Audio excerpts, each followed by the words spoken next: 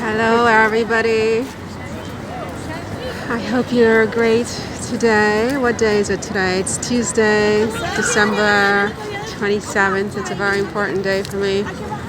I should be working, but I'm taking a walk. I needed to clear my head. So I'm at the Arc de Triomphe in Paris, à Paris. Et je ne sais pas qu'est-ce qui se passe. Pourquoi tout le monde est là? Je ne sais pas. Mais something is going on that's a little bit unusual. I don't know what. I want to ask somebody, but I don't know who. Like, why is everybody and their mother here? Like, what's going on? Maybe Rihanna is in town or something. I don't know. But anyway, so this is my YouTube channel about the Duke and Duchess of Sussex, Prince Harry, Duke of Sussex, and his beautiful wife, Meghan, Duchess of Sussex. As I said, it's 2 days after Christmas. I have no idea what's new and exciting with them because I had a very quiet Christmas. And it looks like they did too. It looks like they did not go to Sandringham. I was really hoping that they would have gone. I saw like briefly little snippets of the royal family at Sandringham, and I have to tell you, I hate to say it because I don't like to be mean. Actually, it's not natural for me to be mean and snarky, but I thought it was a snooze fest. I thought it was a snooze fest this year at Sandringham. They were so boring, honestly. Like, something was missing. Something big and important and vital was missing. The very lifeblood of it was missing. And it's Meghan and Harry. And the thing is that I think that they, I think that they like it this way. Really, really boring and understated, because too much excitement can be bad for the institution, I think. And so I understand on a certain level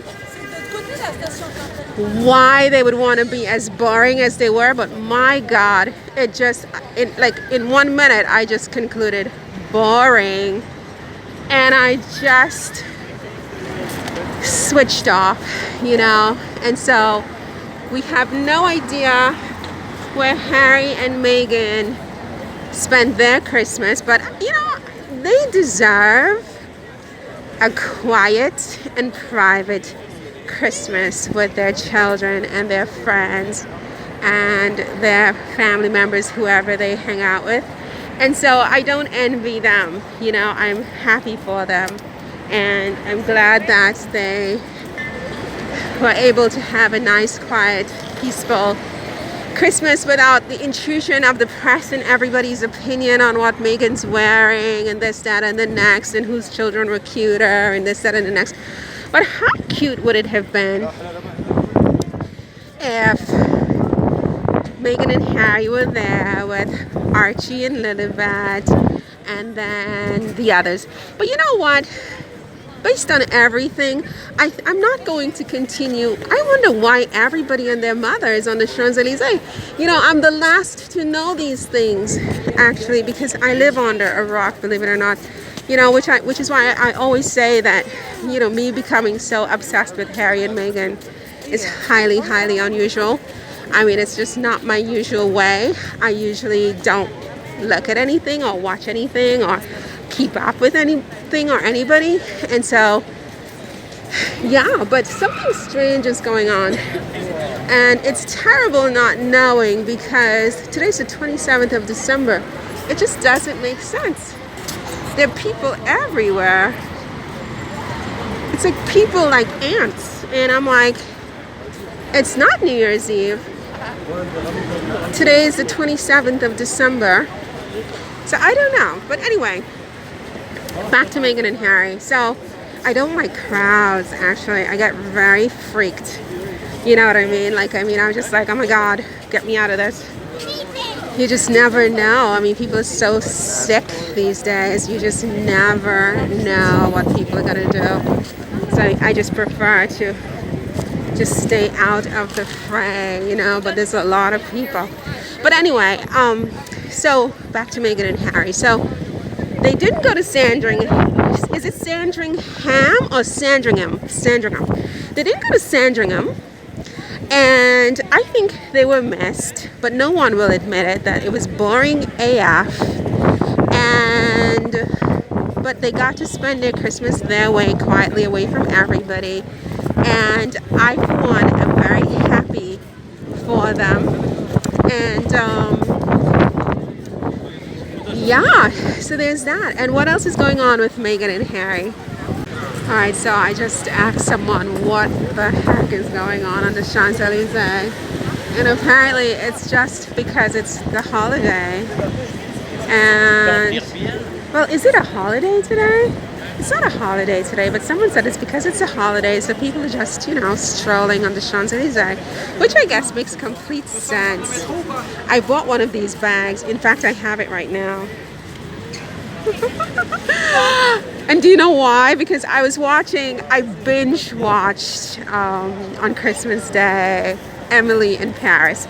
I kind of resisted watching Emily in Paris just because I feel it's such a stereotype, you know what I mean? And it's always the same characters. And what about other types of people? But I really enjoyed it. I really enjoyed it. I'm up to the last season. I think I finished the last season of Emily in Paris, and I really enjoyed it. And I was inspired, I hate to admit it, to get one of these bags, which I never ever touch. You know what I mean? It's like you see it every day, but you never think of getting it. But then she was wearing one, and I really loved it, and so I got one. So that was sort of my birthday Christmas gift to self this year. Anyway, yeah, so what else about Meghan and Harry now? So King Charles III apparently did not speak of Harry and Meghan in his Christmas address. And one news publication or one media outlet said that Prince Charles took the high road by not speaking about Meghan and Harry during his Christmas address. I thought it was really funny because just the other day I said something about taking the high road. Oh, I said that the royal family is pretending to take the high road, and they're really not. And this particular news outlet constantly, someone in that outlet, I'm not paranoid, it's true, listens to my videos, which is kind of flattering in a way. Can you imagine? They're listening to my videos, like my big goofball self. They're listening to my videos, and they're taking my words, twisting it into headline videos on their major news outlet. They've done it at least 5 times in the last several months that I've been doing this YouTube channel. So yesterday I saw them come out with the ad that they took the high road by not mentioning his son and his daughter-in-law and his grandchildren. And then you wonder, why is the world in the state it's in if someone would honestly say that it's the high road for a father, a grandfather, a father-in-law, and a monarch who sets the example for the entire world to just completely ignore his child, his son, because of petty nonsense on Christmas Day. Queen Elizabeth, for all her faults, would never have done that. She would never have done that. And I'm not into this Queen Elizabeth, Queen this, Queen that thing. I'm not British. But I can tell you that she would not have done that. And that's the high road. Because even if she would have been upset with Harry and Meghan for whatever her reasons would have been, she would have taken the high road and embraced them as members of her family, her grandson, her granddaughter-in-law, her great-grandchildren.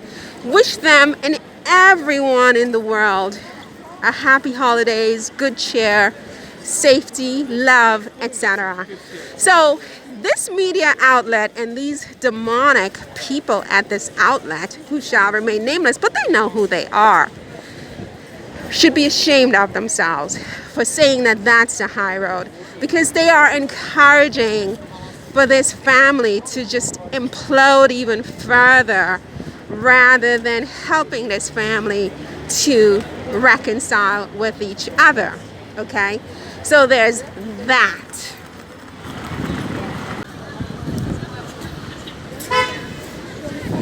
So yeah, so Meghan and Harry apparently issued a statement, just basically, what's the word I would use?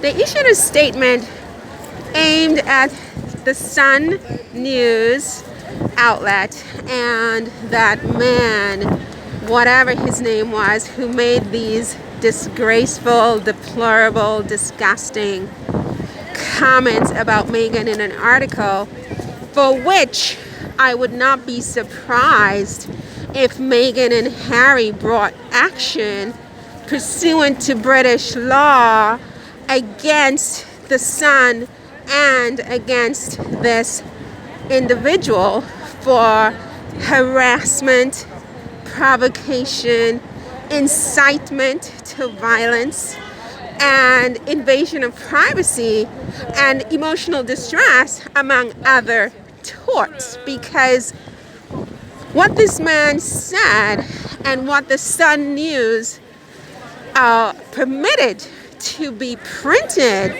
in their papers, I think, is clearly unlawful. It's clearly unlawful pursuant to British law. And that's why I said months ago that Meghan and Harry need to have an in-house legal team, if they don't already. They probably do. That, basically they're on, payroll, and they basically deal with these kinds of things as they come up. Because I don't think she can afford, or that she should, allow this one to pass, because she needs to stop these people.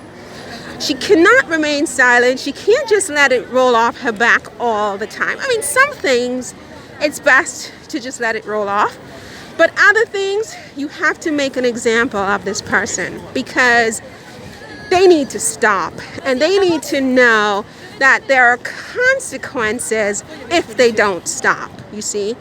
And unfortunately, sorry about that, I got cut off there for a minute. So I was saying, unfortunately, if she doesn't do something, should I go up this street or should I go up at the next one?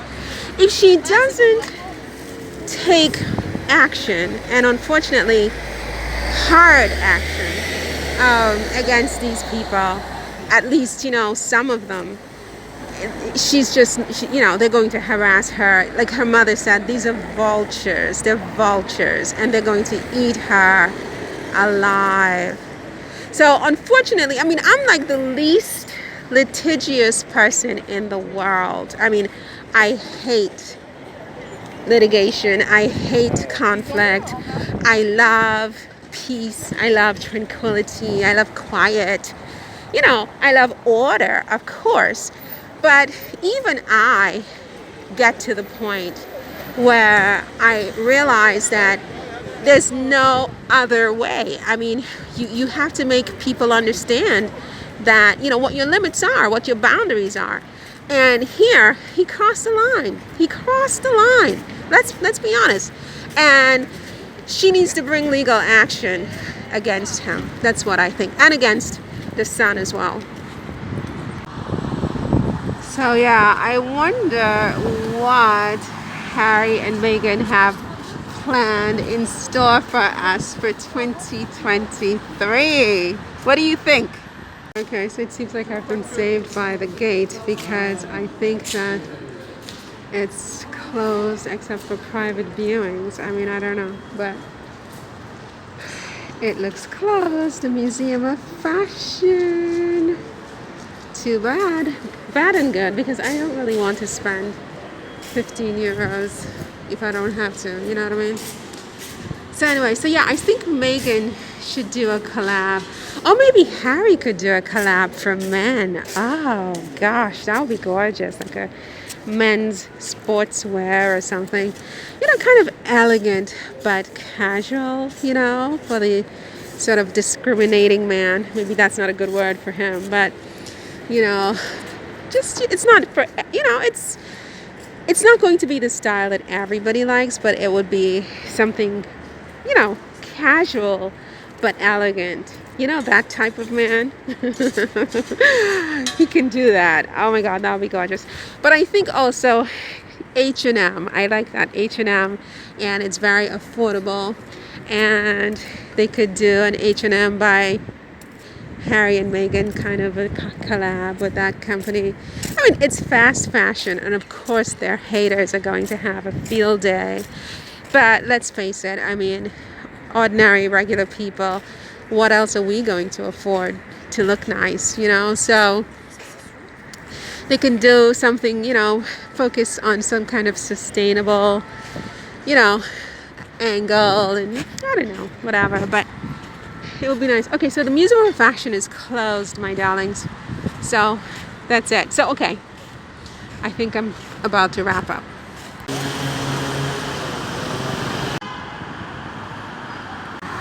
I have no idea where the Musée Yves Saint Laurent is. I should check that out, actually.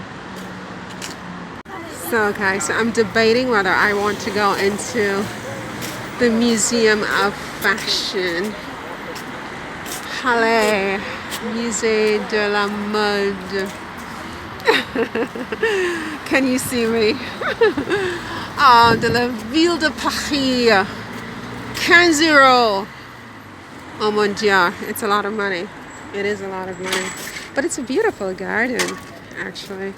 And the architecture is just amazing. Can you see that? It's just amazing. These people, you can't beat them with the architecture, I have to say. It's just like, oh my God. You know? Okay, so it seems like I've been saved by the gate because I think that it's closed except for private viewings. I mean, I don't know, but it looks closed. The Museum of Fashion. Too bad. Bad and good, because I don't really want to spend 15 euros if I don't have to, you know what I mean? So anyway, so yeah, I think Meghan should do a collab. Or maybe Harry could do a collab for men. Oh gosh, that would be gorgeous. Like a men's sportswear or something. You know, kind of elegant but casual, you know, for the sort of discriminating man. Maybe that's not a good word for him, but you know, just it's not for, you know, it's not going to be the style that everybody likes, but it would be something, you know, casual but elegant. You know, that type of man. He can do that. Oh my God, that would be gorgeous. But I think also H&M. I like that H&M, and it's very affordable. And they could do an H&M by Harry and Meghan, kind of a collab with that company. I mean, it's fast fashion, and of course their haters are going to have a field day. But let's face it, I mean, ordinary, regular people, what else are we going to afford to look nice, you know? So they can do something, you know, focus on some kind of sustainable, you know, angle, and I don't know, whatever, but it would be nice. Okay, so the Museum of Fashion is closed, my darlings. So that's it. So, okay, I think I'm about to wrap up. So, okay, so I think that's it for today.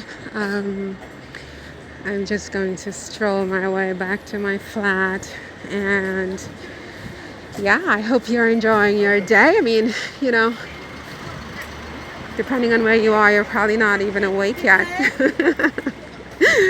So yeah, you know, I hope I wasn't too hard on the king, but I just feel like, you know, he's treating Harry as if You know, it's, how people say you're dead to me. He's trying to treat Harry, in my opinion, as if Harry is dead or something. Like you don't exist in my world. And it really makes me wonder whether he is the one who said what he said about Harry's children. I know I've spoken about that before on this blog, but he's behaving in a way as if he personally is affronted by something Harry did to him. Because I read people, I'm very sensitive, and yes, I think, in my opinion, and this is my subjective opinion, he's acting like a guilty man who was exposed. And so now it's kind of like, in my opinion, like he's treating Harry like you're dead to me kind of thing. And he will never forgive Harry. That's sort of what I pick up from him. And your children can rot for all I care is what I'm picking up from him. And now I know and believe that when he selected Archie's birthday for his coronation, it was deliberate and intentional to exclude Harry and Meghan, make it difficult for them to come. I was so naive. I thought he did it because he wanted Archie to know how much he loves him. But I've always been in my own little la-la land. And, I know. I really just have these very naive ideas about people, until they just, show me, beyond any doubt who they are. And his behavior is not consistent with a loving grandpa who selected that date because he loves his grandson and wants to share this date with his grandson, which is what I stupidly thought. He really deeply resents Harry, and he deeply resents Meghan, and he deeply resents those children as well, in my opinion.